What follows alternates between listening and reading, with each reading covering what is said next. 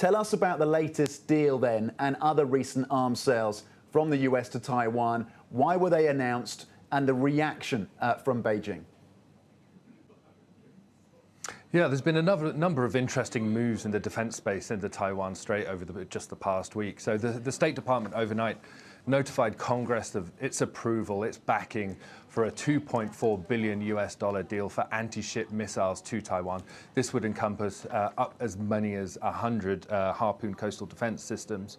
And this comes just days after the State Department also said it would back a $1.8 billion deal for an array of missiles, including for the first time missiles that could be conceived of as offensive in nature rather than purely defensive. And you know, while the United States does not officially recognize Taiwan as a country, it has committed to helping Taiwan defend itself from China's regular threats to invade. And you know, the interesting thing about these deals, obviously, is that they come so soon before next week's election in the United States. You know, at the end of a campaign during which President Donald Trump has fairly relentlessly criticized China from everything from its trade practices to its role in the early stages of the global coronavirus pandemic.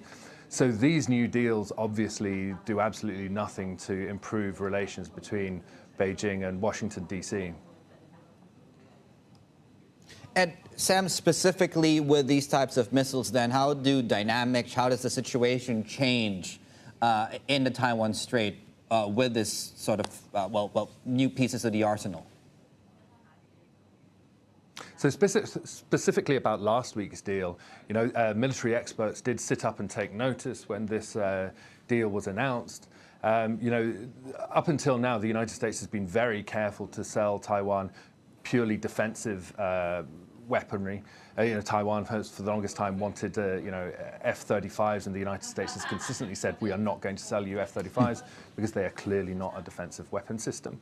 The missiles that the United States is now talking about supplying to Taiwan, especially the Slammer missiles, these are air-to-surface missiles, and these put all of China's coastal naval bases and military bases along its southeast coast within Taiwan's reach.